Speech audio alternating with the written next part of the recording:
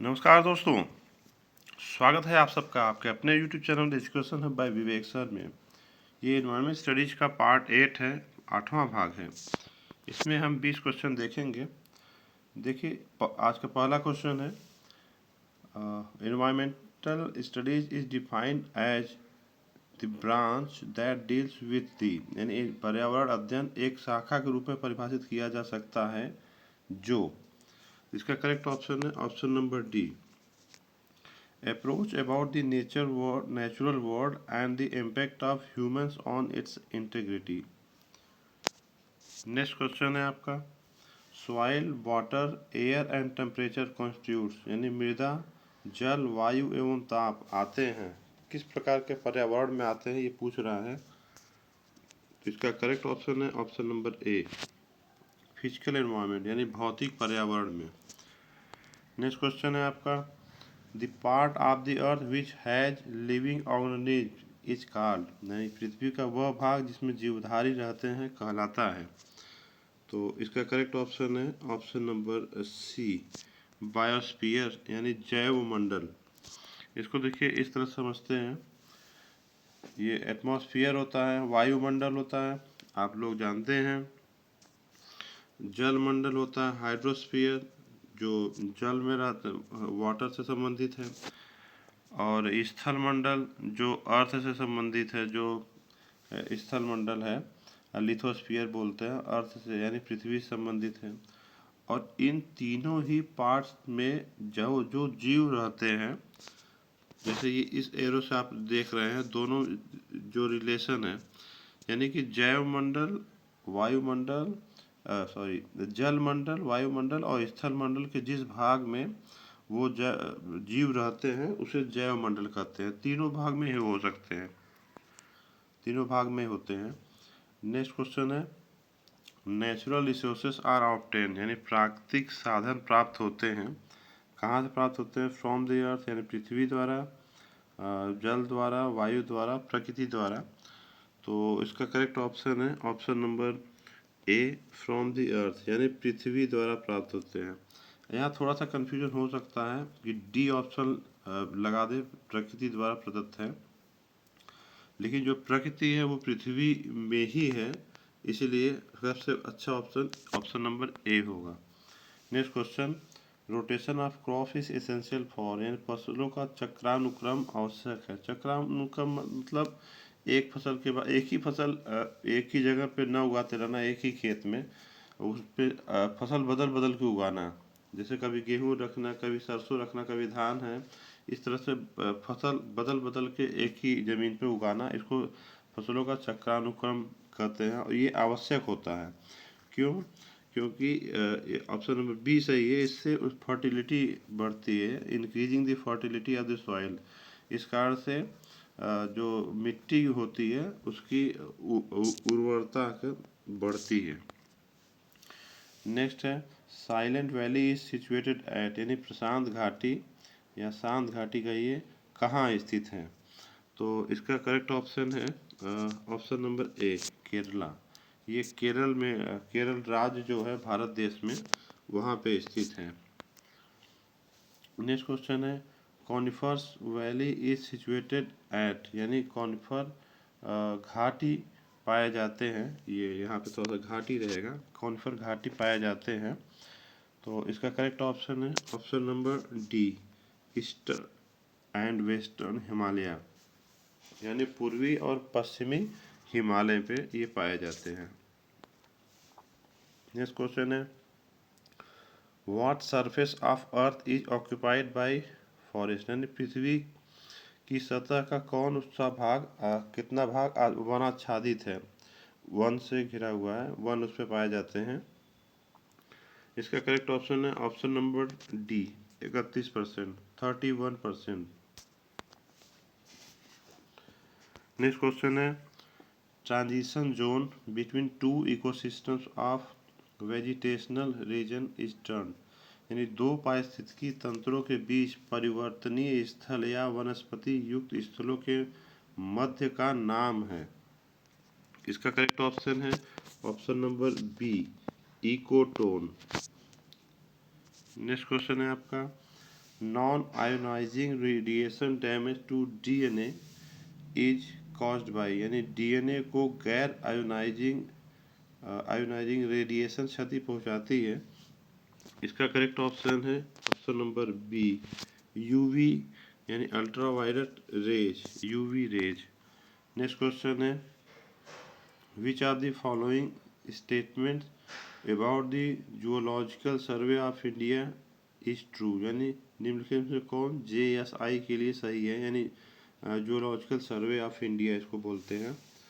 इसका correct option है option number C, it is established in 1961 to do an organized survey of fauna in India, यानी इसकी स्थापना 1961 में हुई थी और सर्वे किया जाएगा फौना यानी वनस्पतियों, इंडिया में जो वनस्पतियां हैं उसके सर्वे के लिए इसकी स्थापना की गई थी 1 जुलाई 1916 को। इसका हेडक्वार्टर कोलकाता में है।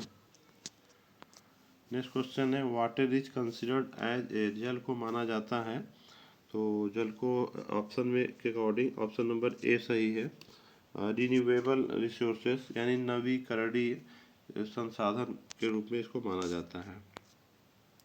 नेक्स्ट क्वेश्चन है आपका hydrological cycle is controlled by, यानी जल चक्र नियंत्रित होता है, तो जल चक्र क्या होता है, जैसे वाटर का एक सर्कल होता है। अब जैसे कोई भी बारिश के थ्रू पानी आता है पृथ्वी पर, फिर पृथ्वी के थ्रू विभिन्न माध्यमों से होते हुए समुद्र में चला जाता है, वाष्प बन जाता है, फिर वो बादल बन के फिर से बारिश होती है, ये जल चक्र कहलाता है। तो ये किसके द्वारा नियंत्रित होता है, इसका करेक्ट ऑप्शन है ऑप्शन नंबर बी, फॉरेस्ट यानी कि वन द्वारा, ये वन से ये नियंत्रित होता है। नेक्स्ट क्वेश्चन है आपका ए लेक इकोसिस्टम इज, यानी झील पारिस्थितिकी तंत्र है, इसका करेक्ट ऑप्शन है ऑप्शन नंबर डी, प्राकृतिक, ये प्राकृतिक रूप से झील बना होता है, तो ये प्राकृतिक पारिस्थितिकी तंत्र है, ये आर्टिफिशियल नहीं है, ये नेचर द्वारा बनाया हुआ है। नेक्स्ट क्वेश्चन है which is the trophic level of lion in a forest ecosystem, जो देखिए जो एनर्जी ऑफ पिरामिड हमने बताया था, तो उसमें बताया था कि कई लेवल होते हैं, एक प्रोड्यूसर होता है, फिर कंज्यूमर होते हैं, प्रोड्यूसर यानी उत्पादक हैं, कंज्यूमर उपभोक्ता होते हैं, फिर उपभोक्ता को भी एक प्राइमरी कंज्यूमर सेकेंडरी कंज्यूमर में बांट देते हैं। जो शाकाहारी होते हैं वो प्राइमरी कंज्यूमर कहलाते हैं, फिर उनको वो खाते हैं तो सेकेंडरी कंज्यूमर कहलाते हैं। कार्निवोरस यानी कि मांसाहारी होते हैं। तो वही पूछ रहा है ये जो उसका लेवल होता है उसको क्या बोलते हैं, कौन से लेवल पे ये लायन आता है। इसका correct option option number C, T3, यानी T1 में आएंगे आपके प्रोड्यूसर जो प्लांट वगैरह होते हैं, पौधे वगैरह होते हैं, जो उत्पादक कहलाते हैं। T2 में आएंगे कंज्यूमर्स, प्राइमरी कंज्यूमर जो कि शाकाहारी होते हैं, जैसे कि हिरन है और भी जो शाकाहारी पशु होते हैं। और T3 में मांसाहारी पशु आएंगे, जैसे लॉयन है और भी कोई मांसाहारी जंतु आएंगे इसमें। नेक्स्ट क्वेश्चन है maximum energy is present in, यानी अधिकतम ऊर्जा निहित है, तो इसमें करेक्ट ऑप्शन है आपका ऑप्शन नंबर बी, प्रोड्यूसर, यानी जो प्रोड्यूसर होते हैं उसमें सबसे ज़्यादा ऊर्जा निहित होती है, एनर्जी। और उसके बाद जब प्रोड्यूसर प्रोड्यूसर जैसे प्लांट वगैरह हुए, इनको खाते हैं जो हार्बीवोरस यानी कि शाकाहारी जंतु होते हैं, तो एनर्जी ट्रांसफ़र होती है वो कम होती जाती है, इसीलिए सबसे प्रोड्यूसर जो होते हैं सबसे ज़्यादा एनर्जी उनमें निहित होती है। ये आप देख सकते हैं, ये आप प्राइमरी प्रोड्यूसर है, जो प्लांट वगैरह भी मैंने बताया 100% एनर्जी इसको मिलती है। ये अपना सूर्य के प्रकाश से या केमिकल एनर्जी द्वारा ये अपना भोजन बनाते हैं। फिर ट्रांसफ़र देखिए 1% होता है, फिर 10% होता है, सॉरी, फिर सेकेंडरी लेवल जो कंज्यूमर होता है 1% होता है, जो थर्ड लेवल कंज्यूमर जो मांसाहारी को भी खाते हैं तो उनको 0.1% एनर्जी ट्रांसफ़र होता है, यानी सबसे ज़्यादा प्रोड्यूसर को एनर्जी निहित होती है प्रोड्यूसर में। नेक्स्ट क्वेश्चन है ह्यूमस इज, यानी ह्यूमस से तात्पर्य है ह्यूमस किसको बोलते हैं।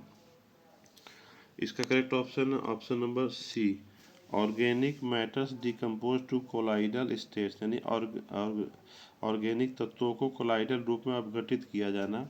ये जो उपजाऊ मिट्टी होती है, काली मिट्टी, उसमें ये चीज़ पाया जाता है ह्यूमस, उसके कारण वो उपजाऊपन अच्छा होता है उसमें।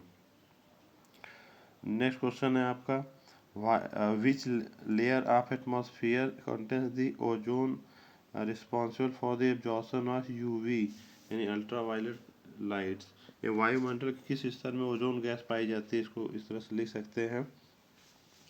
इसका करेक्ट ऑप्शन है ऑप्शन नंबर से ए, ऑप्शन नंबर ए स्ट्रेटोस्फियर, यानी समताप मंडल। देखिए इसको मैंने जो इन्वायरमेंट स्टडीज का पार्ट 2 था उसमें डिटेल में बताया था, कई लेयर होते हैं एटमॉस्फेयर के, वायुमंडल के। तो इसमें जो दूसरा लेयर होता है, पहला ट्रोपोस्फियर होता है यानी क्षोभ मंडल, दूसरा जो स्ट्रेटोस्फियर होता है उसी में ओजोन गैस पाई जाती है, जो कि यूवी जो अल्ट्रावायलेट लाइट्स होती है उसको रोकने में सहायक है।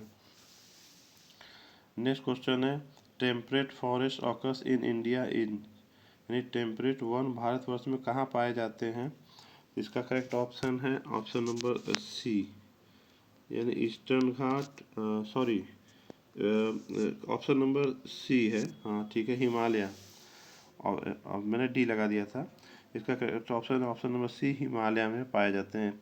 अब ये देखिए किस प्रकार के वन होते हैं जो और के जो बड़े बड़े पत्तियां होती हैं, जो उस तरह के पौधे होते हैं वहाँ पे, जो 1000 से 2000 की मीटर की ऊंचाई पे जो पहाड़ी इलाके होते हैं वहाँ पे ये इस प्रकार के वन पाए जाते हैं। नेक्स्ट क्वेश्चन है, नेक्स्ट क्वेश्चन क्या देख लीजिए। इसमें थोड़ा सा मैंने ये फिगर इसलिए रखा है, देखिए इसके पहले में पश्चिमी घाट, ये है वेस्टर्न घाट, इसको ईस्टर्न घाट वेस्टर्न घाट है ना हिमालय, तो ये कहाँ है ये मैं लोकेशन इंडिया में बता दे रहा हूँ मैप के थ्रू। जैसे ईस्टर्न घाट है, पूर्वी घाट है, वेस्टर्न घाट, पश्चिमी घाट। तो ये जो है ये पोर्शन, ये जो दिख रहा है यहाँ से यहाँ तक, इसको पश्चिमी घाट बोलते हैं। ये नेचुरल रिसोर्सेस यहाँ बहुत रिच मात्रा में पाई जाती है, प्राकृतिक संसाधन बहुत अच्छी मात्रा में यहाँ पे पाई जाती है। और ये इधर यहाँ पे शो नहीं किया गया है, यहाँ इधर से लेके इधर तक ये पूर्वी घाट है। कभी कभी इसमें से क्वेश्चन पूछे जाते हैं। और हिमालय का तो आप लोग जानते हैं, ये हिमालय का जो हिमालय रेंज है यहाँ से शुरू होकर पूरा यहाँ से यहाँ तक पूरा जाता है। नेक्स्ट क्वेश्चन है, लास्ट क्वेश्चन है आज का, the percentage of the forest land in India is, यानी भारत देश में कितने प्रतिशत वन है, भारत वन प्रतिशत कितना है।